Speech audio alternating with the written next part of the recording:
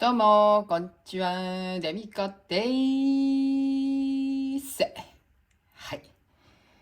というわけで、今日は、やりますよ。はい、やります。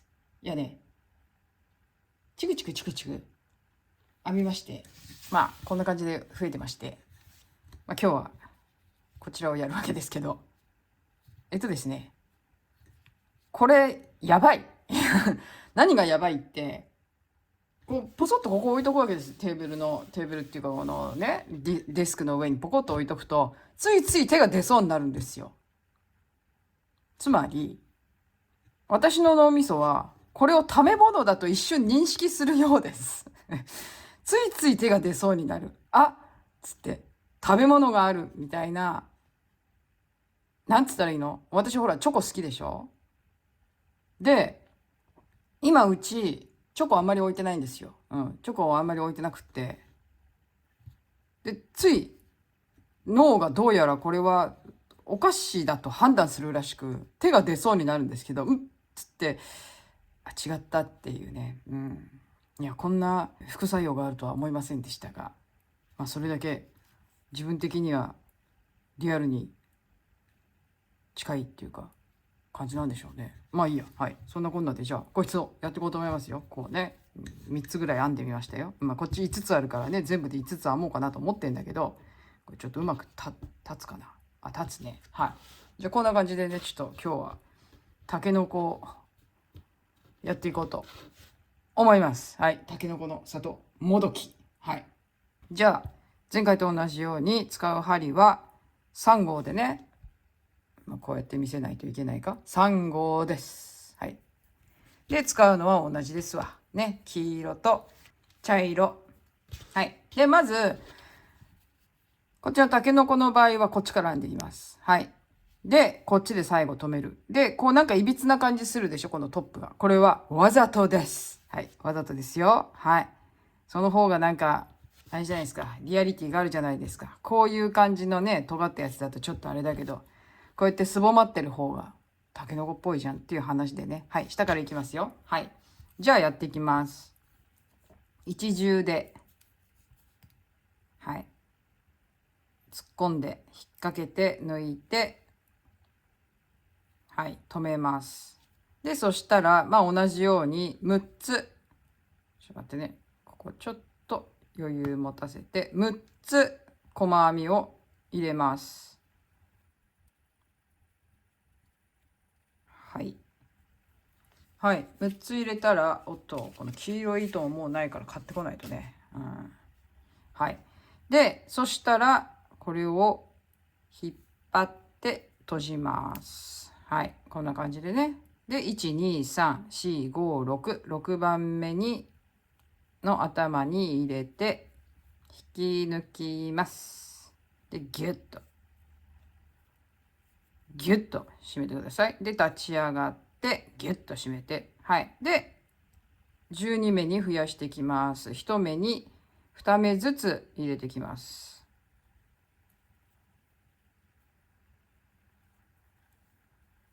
これはね、もうすぐ編み上がっちゃうよ。本当に簡単なんで、ささっと作れちゃうんでね。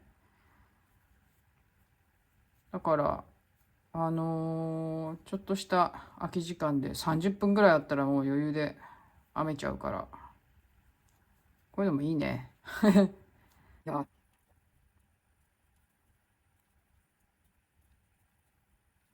はい。1、2、3、4、5、6、7、8、9、10、11、12ね。はい。で、12番目にまた頭を入れます。頭じゃない。頭に入れます。で、ギュッと引っ張って。ギュッと引っ張って。はい。で、ここからもうすでに、あれですよ。ちょっと、次また増やすんですけど、縦方向にも持っていかなきゃいけないので、ちょっと注意してほしいんですけれども、増やしつつ縦方向に持っていく気分でやるので、ちょっとコツと言いますか、ですね、これ見ていただくとわかるけど、ちょっとね、波打ってるわけです。なので、ここでは細編み、中長編み、長編みを入れて波を作ってます。はい。で、どうやって入れていくかっていうとですね、まず最初は細編み。で、目を増やしながらいかなきゃいけないので、そこを注意してもらってね。まず細編みを1つ入れます。で、次に細編みを1つ入れて、ここには2つ目入れなきゃいけないので、2つ目の目は中長編みを入れます。はい。で、次の目は1つしか入れないので、ここに中長編みを隣は1つ。はい。で、このお隣は長編みを入れるので、長編みを2つ入れます。で、この時にですね、ですね、この頭の部分、この頭に来る、ここの鎖編みの部分、これをなるべく引き締める感じで、こう、なんていうの、円を、この辺りに、この周りにずっとぐるーっと綺麗に円をあれするように、なんていうの、鎖目を広げないように、こう締めて、2つ入れて、ね。気持ち、これをこう縦方向に持ってく気分で、こうちょっと締め気味にします。で、今2つ入ったでしょ。次は1つ長編み。長編みじゃない、中長編みを1つ入れて、で、そのお隣にはまた中長編みを1つと、細編みを1つ入れます。はい。で、お隣、細編み1つ。で、そのお隣にもう一つ細編み一つに中長編みを入れます。はい。で、お隣、中長編みを一つ。で、お隣二つなので、ここは長編みを二つ。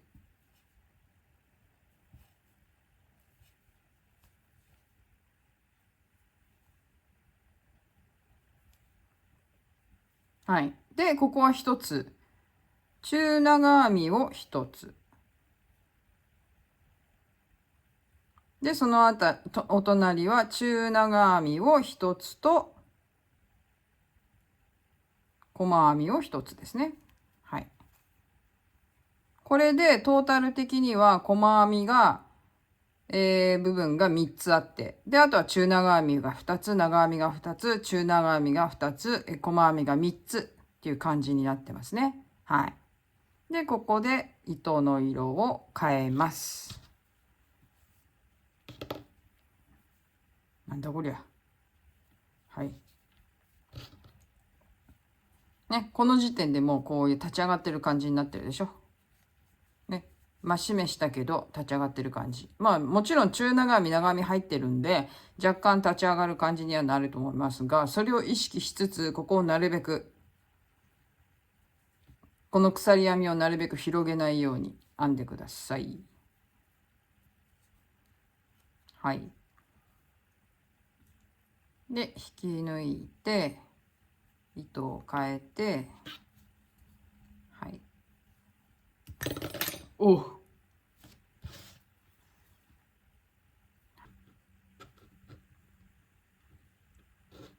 はい。で、黄色はいらないので切ります。で、次。そしたらどうしていくかっつうと、これしっかり引っ張ってね。引っ張って。で、今度は平坦に戻していくので、ここ。細編みの部分に長編みを入れていく感じですね。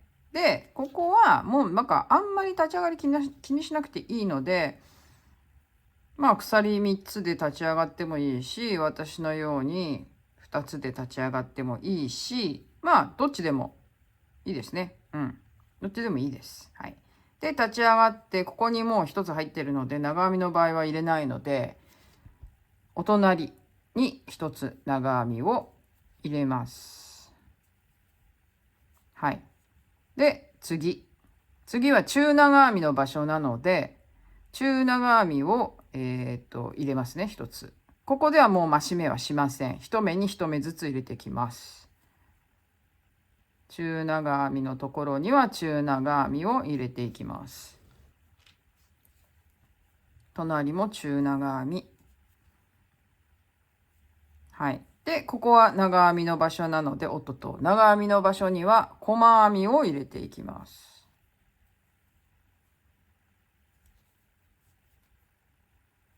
で、中長編みの場所なので、中長編み、おっと、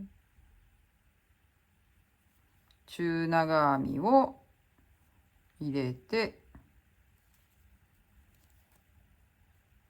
で、細編みの部分には長編みを入れるので、ここで長編みは3連チャンですね。1、2、3。そしたら中長編みのところなので、中長編みを1で、お隣の中長編みのところにも中長編みを2個目で、お隣がここが長編みなので、細編みを1つずつ2つ入れますね。1、2と入れて、で、ここはまた中長編みだから、中長編みを2連チャン入れて、で、最後、細編みなので、長編みを1つ入れます。はい。で、そうしたら全部入ってるはずなので、最初の立ち上がったところの頭に針を入れて、はい。引き抜きます。引き抜きます。引き抜けない。よし。はい。引き抜きました。ギュッと締めて。こいつら連れてくの忘れちゃったね。後で糸処理をしなくても別にこれはちっちゃいものだし、中にくるんでしまうっていうか、入れてしまうので、まあ大丈夫でしょう。はい。で、こうひっくり返して。はい。こういう感じですね。で、そしたらその後は、次の段は普通に細編みを一つずつ入れてきます。あれ立ち上がって、立ち上がってないね。はい。で、普通に細編みを一つずつ入れてきますね。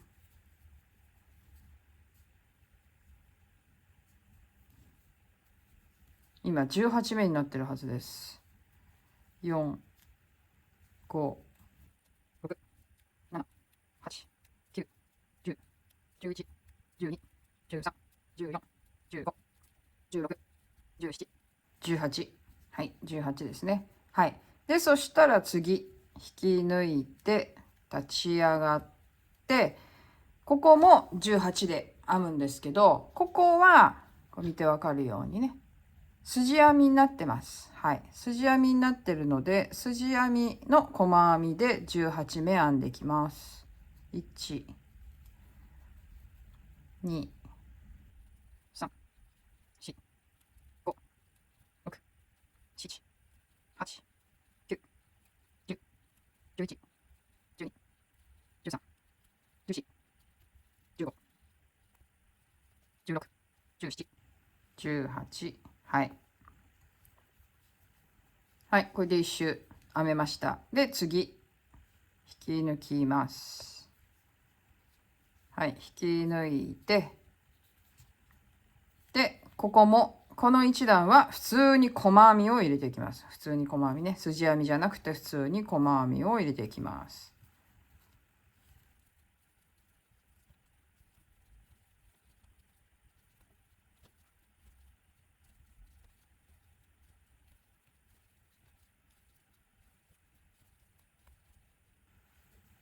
はい。18目編んできました。はい、次。次は筋編みをするんですけど、目を減らしながら筋編みをしていきます。はい。なので、ここ頭引き抜いて、立ち上がって、で、まず、18から12目に減らさなきゃいけないので、ってことは、まず最初、ね、筋編みですよ。筋編みをしながら目を減らします。1入れたら、1、2で減らしますね。はい。で、また1入れたら、1、2で減らす。はい。こんな感じで12目に筋編みで減らしていきます。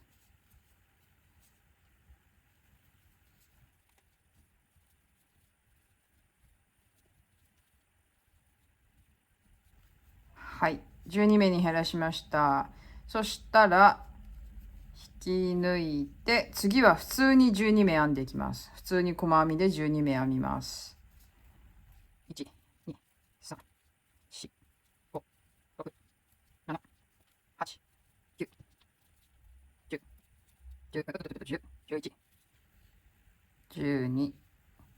はい。はい。じゃあまた引き抜いて、次、最後の段ですよ。もう最後の段でございますよ。早いんです。はい。早いんですよ。はい。で、ここで、綿入れちゃってもいいし、私は、この後減らした後に綿入れるんですけど、ここでまた6目に、今度、減らしていきます。で、筋編みですね。筋編みで減らすので、ね、立ち上がったら筋編みで今度また減らし目をしながら6目にしていきます。はい。1、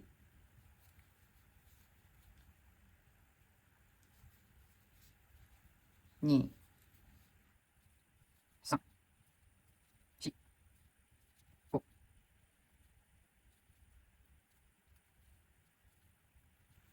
はい。6。はい。で、そしたら、ちょっと引き抜く前に、ちょっとこうしといて、綿を入れます。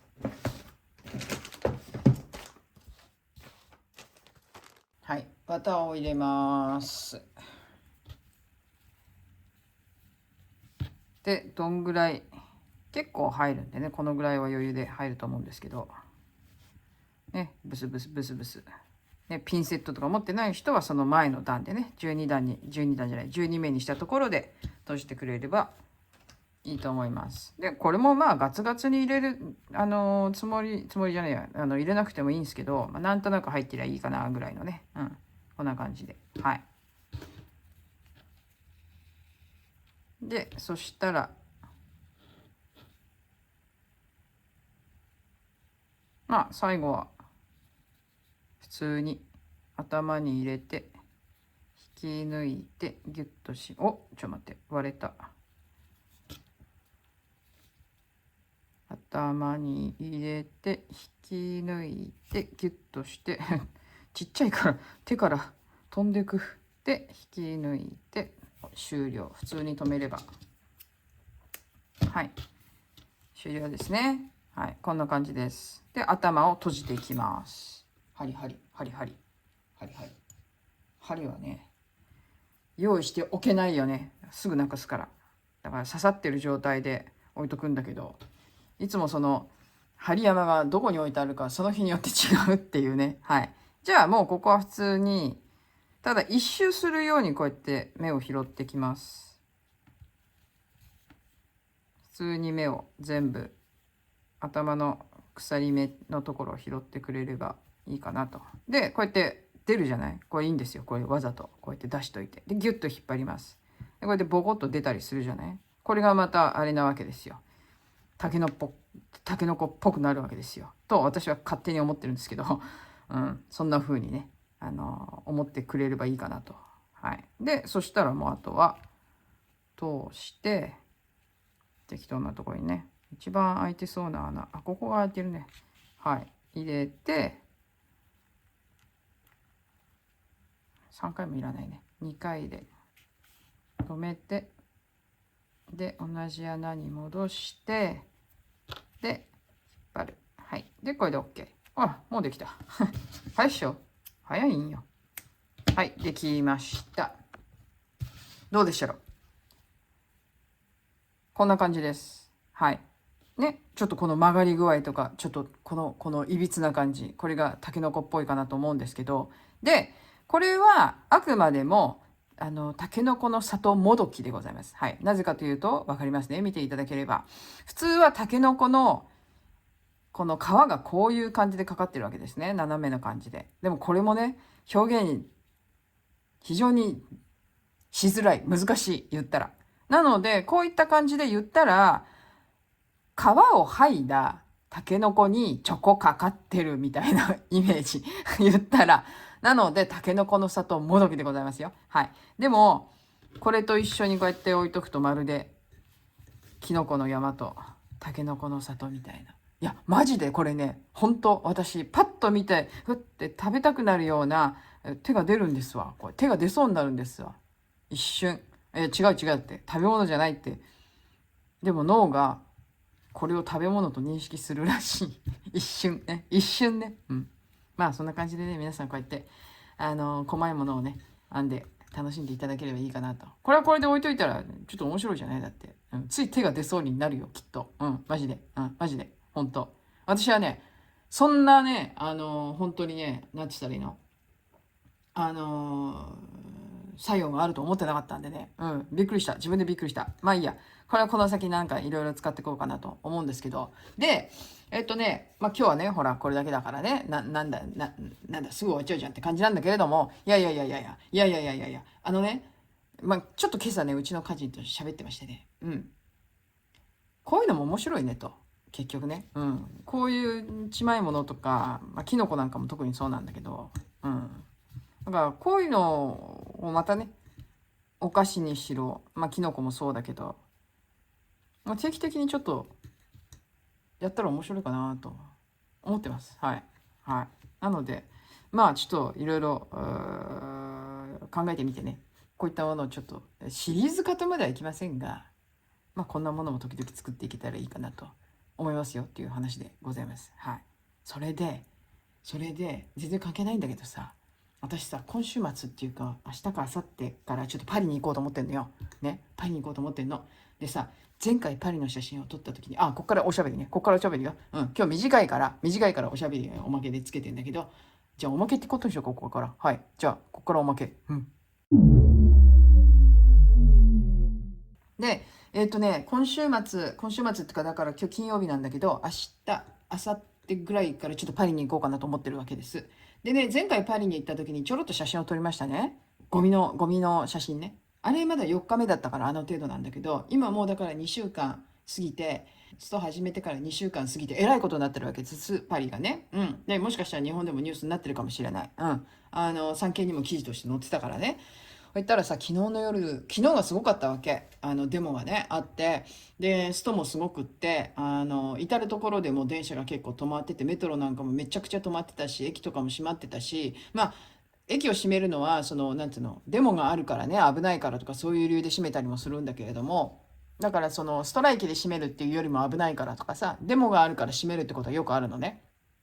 で、よくデモをやる場所にレピュビックっていうところがあるけど、そこもしょっちゅうデモのせいで閉まるし、あとは、昨日はひどかったのがオペラ座のところで、まあ、オペラ界隈の、だから駅は全部閉まってたのね、昨日ね。で、私はパリに行ってないからあれなんだけど、情報として見ただけなんだけれども、結構閉まってて、で、まあ今日はね、割と普通に動いてるんで、まあ昨日だけなんだけれども、なんで昨日だったんだろうねっていう話だけど、まあいいや。で、昨日そんなのがあってさ、で、ゴミがすごいわけよ、パリの中。で、人によってはもうパリの匂いがすごいことになってるとかっていう人もいるんだけど、それはもう、カルチェによると思うのね。なんて言った界隈、その街の場所にもよると思うんだけれども、でね、なんか、カルチェラタンで学生たちが高校を占拠したとかさ、まあ、カルチェラタンって学生の多い街だからね、私もよく行く場所で、まあ、私の行動範囲まあ、私はそのカルチェラタンの端っこの方をよく行動してるんですけど、行動範囲なんですけれども、出没範囲なんですけど、で、本当にね、だからね、デモとかストとかあるじゃない。そうすると、私が働いてた場所って、だからカルチェラタンに近い場所だったんで、で、学生が多いわけよね、やっぱり学生多くて。で、学校とかもあるわけ、周りに。そうするとさ、うちの店のゴミ箱とかを学生たちが持ってっちゃうの、そのバリケード用に。持ってっちゃって。で、朝早くゴミを、なんつうの、収集来るわけね、パリって。で、そのあたりは朝の6時ぐらいとかに通るんだけど、で、そうすると仕事来る子にはもうゴミ箱が空になってて置いてあるわけよね。で、仕事来たらそれを中に入れるっていう作業をするんだけれども、朝行くとないわけよ、ゴミ箱が。まただよと思って。そうすると大体近くにある高校のところにバリケードとしてこう紛れてるわけ。で、一応ゴミ箱ってさ、店舗の場合は、店舗っていうかもうアパートの場合もそうかもしれないけど、店舗の場合は全部店舗の名前が入ってるわけ。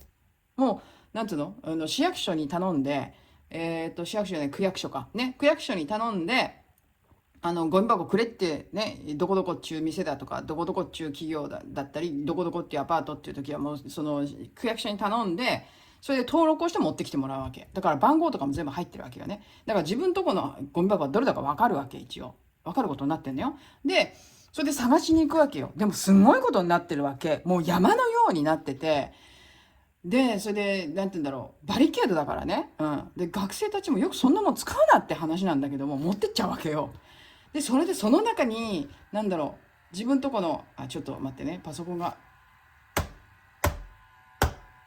で、その中にないことがあるわけよ。時々ね、あれうちのゴミ箱がない。あれどこ行ったゴミ箱と思って、もうその界隈をね、探さなきゃいけなくなるわけ、今度。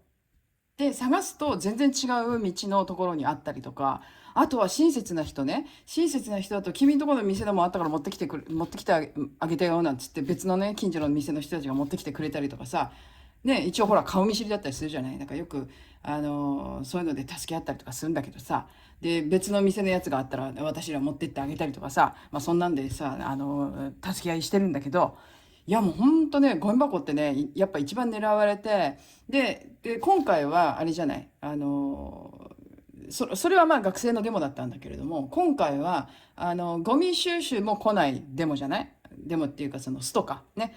ゴミ収集が来ない公務員のストだからね。まあそんなのもよくあるわけよ。で、私が経験したのは夏にそれがあって2週間もすごい道路の、歩道がゴミだらけっていう時期があって、もうその時も臭かった。うん。夏はもうほんと臭い。うん。でも、冬でもそんな臭くなるんかと思って。で、チロッと昨日の動画で言ったと思うんだけれども、何ドブネズミがえらい出てて、で、本来は夜にしか出てこないのよね。夜は出てくるよ、さすがに。うん。で、セールの近くだったりとかすると、もう本当に夜、特にノートルダムのあたりの、草むらなんかっていうのは、もう夜になると、ドブネズミが目を光らしてうろうろしてるわけよ。そうなのよ。パリってそういう街なのよ。でもって、で、まあ、あれですよ。普通の、その、レストラン街だったりとか、レストランの多いところって生ゴミがやっぱり多いじゃない。そうすると、ドブネズミがいっぱいいるわけよ。ね。で、いっぱいいて、で、ちなみに、パリにはゴキブリはいないって言われてたんだけれども、最近は、そういう、店舗では、レストランではね、普通の家にはいないですよ。普通の家にはいないの。うん。ていうか、自然のままだったらゴキブリってはっきり言ってパリにはいないはずなんだけれども、やっぱり、食品扱う店とかにはいるんだよね。うん、ちょこちょこね。うちの店にはいなかったの、幸い。綺麗にしてたから。うん。出たらもう速攻、退治だからさ。うん。基本的にはいないんだけど、うちの店には。その代わしネズミはいるよ。うん、ネズミはいっぱいいるよ。うちの店にはいませんよ、そんなに。ネズミ出たらやばいからってね、時々出るけど、それ駆除するからね、そのたんびにね。でも汚くしてる店にはゴキブリもいるらしくって、で、ネズミもまあいるわけですよ。で、そんな街なわけですよ。で、まあ東京だってそうだと思うけどね、もちろんね、繁華街なんかはね。そうするとドブネズミがさ、普段だったら夜にしか顔出さないのに、今昼間でも出てくるっつうんだよね。うん。昼間でも出てきてゴミ漁ってるっつうわけよ。で、昨日のニュースでね、なんかもしかしたらニュースで見たかもしんないけど、その、デモをやってる人たちがそのゴミに火をつけてっていうんで、全国で火災が何件も起こってて、で、幸い、その、なんていうのかな、建物に火をつけるっていうのはあんまりない、まあ、あったんですよ、実は南の方でね。うん、南の方で、その、あれはなんだ、警察署の入り口かなかなんかにこう火をつけたっていうのもあったんだけども、まあ、そういうのもあるけど、すごい過激化してるわけよね、今ね。うん。でそんな様子をさ、まあ、見に行くわけではないけれども、そういうとこから避けてね、もちろんね、行ってくるわけなんだけれども、そんなのにぶち当たったら大変だからね、だってね。うん。まあ、基本的にはそういうデモとかやってるところにあんまり行かないけれども、でも時々あんのよ、やっぱり。例えばさ、まあ話長くなるけどさ、まあ面白くないって人はもう切ってね、うん、切ってくれていいんだけれども、いわゆるそのカルチェラタンの隣あたりにあるなんつうの高級ブティック街であるの一つであるサンジェルマン・デ・プレとかあるじゃない。サンジェルマン・デ・プレのあたりなんかっつうのも、要はサンジェルマン大通りっていうのがあるわけよね。あそこずっとパリの中心をこう横断するね。うん。で、左岸の方をね、横断するメインの道路って言ってもいいかな。サンジェルマン大通りっていうのがもちろんあるわけだけれども、で、サンジェルマン大通りで時々、まあ、あるわけですよ、デモが。そうなると、本来はデモって、基本的には、右岸でやるのよ。うん。基本的には右岸なのね。左岸って、やっぱり、ちょっと金持ちの街じゃないけれども、ちょっとおとなしいわけ、おとなしいじゃないな。シックな街で静かなの、基本的には。静かっちゅうかなんちゅうか。要はだから高級ブティック街というか、こう、なんていうの、金持ちとか、例えば俳優さんたちとか住んでたりとかね、するわけよ。で、右岸っていうのは、まあ、シャンゼリゼももちろん右岸ではあるけれども、基本的には右岸っていうのはさ、どっちかって言ったら、まあ、庶民的な街なわけよね。うん、庶民的な街。で、いつもデモがあるレピブリック広場っていうところももちろん右岸だしね。うん。だから、右岸が基本的にそういう、なんか騒動が起きやすい場所なのね。うん。なんだけど、時々だからサンジェルマン大通りあたりとかでもデモしたりするわけよ。そうするとね、やっぱすごいよね。うん。どんなになんだろう、ね、スノップな場所だって言っても、デモ隊が来るともう騒然とした街になり、そして私が経験した中では、あれはいつだったっけかな、もうだいぶ来たばっかりの頃のデモだよね。例えばだからさ、マクドナルドが、あの時は何に対する、デモだったか忘れちゃったけど、マクドナルドが破壊されたりとかするわけよ。もうバリバリにもう、窓っちかなんつうの、入り口のあれとかがバリバリにやられて、あの時もすごかったけど、もうとにかくそんな感じなのよね。お店はさ、だからレピュビックでデモがある時は全部もう、なんつうの、板を貼っつけて、店が壊されないようにみたいなことするわけ。じゃないと店壊されちゃうから。そんな感じですよ。そんな感じ。だからなんだろう、今回のデモも、まさにそういう感じになってきてるわけだけれども、まあね、ストに伴ってそのデモ活動っていうのもさ、権利としてあっては別にいいけどさ、それに乗じて問題なのは、あれなのよね。それを利用して、キャッシャーって人がいるのね。キャッシャー。キャッシャーは、キャッシャーになっちゃうね。お金になっちゃうね。カッシャーって言ったらいいか。そうだね。活性だからカッシャーだね。壊す人っていうのがいるのね。要は、その破壊者っていうか、そういうのに乗じて、うっぷんばらしに物を破壊する人たちっていうのがいて、だからデモをやってる人たちももちろんやるんだけれども、多くはやっぱり、そういうカッシャーって人たちが先導して、物を壊していくのね、そうやって。うん。だから、もういろいろ背景があってね、警察に対して暴動みたいなことを起こすとか、暴行をしたりとかっていう人たちも、そのカッシャーの一人っていうか、暴行する担当の人みたいな人たちがいるわけよ。なんかそういう人たちが先導して暴行を始めると、他の、そんなことするつもりなくて、やっぱりデモだけに出ようと思ってた人たちも、こうテンション上がってさ、ね、アドレナリン出まくるとさ、そういうのを見るとさ、ついうわーって言っちゃうみたいな。あとはほら、若い子なんかだったりね、学生だったりすると若気の至りでさ、つい言っちゃったりとか、そういうのを先導するためのさ、先導隊みたいな人たちがいるわけ。それが非常に問題だと思うね、私はね。やっぱりね。そういう人たちがね、いなかったらじゃあ物が壊れないかって言ったらそうでもないと思うよ。我乗りする若い人たちっていうのはいくらでもいるし、我乗りする、段階の世代のじじいたちっていうのももちろんいるし。なので、まあ一概にその人たちがいなければっていう話はできないけど、でもその人たちがいるせいで余計壊れてるっていうのは事実だと思うね、やっぱりね。こっちにはそういう人たちもいるから。だから日本もね、なんかそういうムーブメントが起こった時にね、なんかそういう先導する人たちにね、乗られないように、釣られないように、皆さん、冷静な目でね、判断していただきたいなと思います。フランスは基本的には、多くの人たち、ね、ほとんどの人たちは、どっちかな、半々かな。今回のそのマクロンの決定したことに関しては、決定した内容に対してはしょうがないだろうっていう人が大半だと思います。ね、平均年齢も、ね、高齢化も進んで、ね、平均年齢はどうかわからないけど、高齢化も進んで、で、子供たちが減ってるっていうか、少子化はね、日本に比べたら緩やかかもしれない。でも基本的にいっぱい産んでるのは移民系だからね。移民系なので、はい。何とも言いませんが、そちらの人たちがこう、いっぱい産んだところでね、じゃあ、それが助けになってるのかって言ったらどうかなっていう話もするしね。で、産んで、自分たちがもらうだけもらって、自分たちだから払わないから。そういう人たちが多いから、やっぱり。割合としてだよ。割合としてね。全員がって言ってませんよ。割合として。白人系、いわゆるだからその元々のフランス人から比べると割合にしてそういう人たちが多い。なのでまあそっちの人たちがねどんどんどんどん増えていったところでどうなるんだっていう話だからね。だからそのなんつうの年金の受給の年齢を引き上げるっていう話だってね、しょうがないと思ってるわけですよみんな。割と大方の人たちは。でもブーブー文句言ってるのは若い子たちと、あとはまあ左巻きの人たちだよね基本的にはね。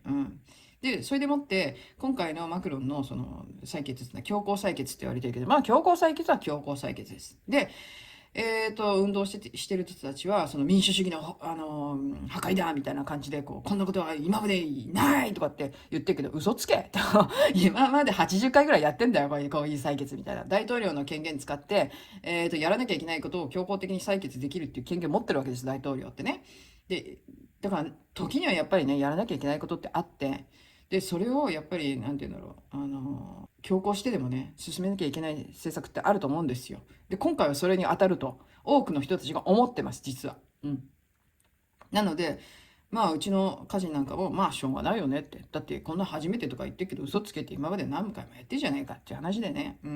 なので、別に新しいことでもないし、必要な時にはやるべきだと思うし、で、私は外国人としてこの国に住んでて、で、もちろん普通に生活して普通に働いていたら、年金ってもらえるわけですよね。その分払ってればね。ただそれに足りてるかどうかは微妙なので、私は実際もらえたとしても、本当にスズメの涙しかもらえないと思いますけど、でも私は今回の決定に別に反対はしてません。だってしょうがないじゃんっていう話で。だって他の国が65歳、67歳とか引き上げてるのにだよ。フランスだけさ、引き上げないってわけにもいかないしねっていうのももちろんあるっちゃあるけどさ、いや、賄えるんだったら別にいいよ。でも賄えないじゃんって話だよね、今ね、本当に。とにかく移民が増えて払わない人が増えてるっていう状況がある。私が何が言いたいかわかるかな、この後。ね。わかると思うんですけど、つまり、移民が増えるとこういうことになるってことです。どんどんどんどん。ね。日本は少子化が進んでいく。どんどん進んでいく。そして移民入れるとか言ってる。ね。でも見てくださいよ。ヨーロッパの移民たち。真面目に働いて払ってる人の割合がもともと住んでいる国の人たちよりも多いわけです。それは同じこと起こってるわけですよ。日本だって。ナマポ見てくださいよ。ナマポ受給者見てくださいよって話ね。日本人でナマポを受け取ってる人。特定外国人でナマポを受け取ってる人。割合見たら一発でわかると思います。はい。同じことが日本でも起きてます。さあ、どうしましょうかねっていう話ですよ。はい。すべては、目に見える形でヨーロッパで起こっていること。日本にいたら目に見えないかもしれない。中にいたらね。でも、外を見てみると、ああ、この国ではこんなことが起こってんだ。ああ、あの国ではあんなことが起こってんだ。今アメリカで起こっていること。今ヨーロッパで起こっていること。これすべて日本で起こってます、今。すでに。日本では見えてなくても。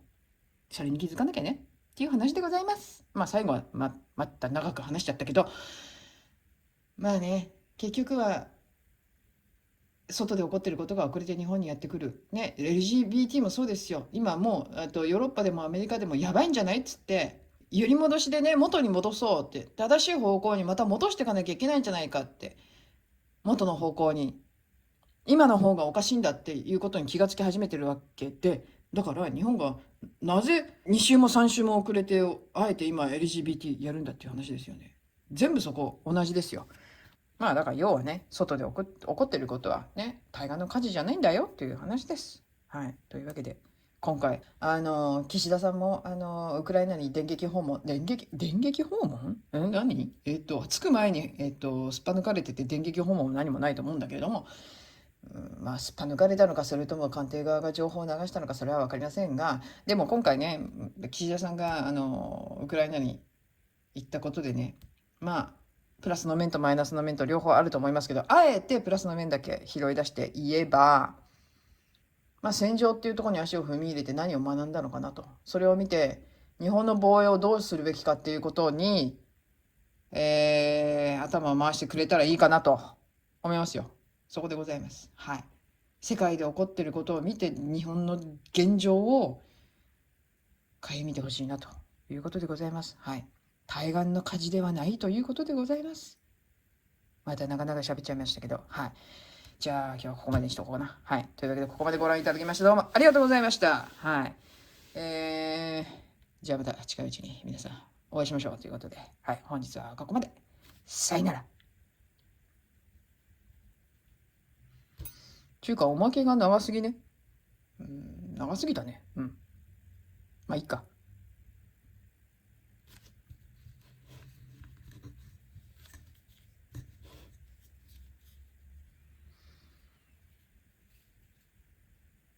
なんか食べれそうだよね、これね。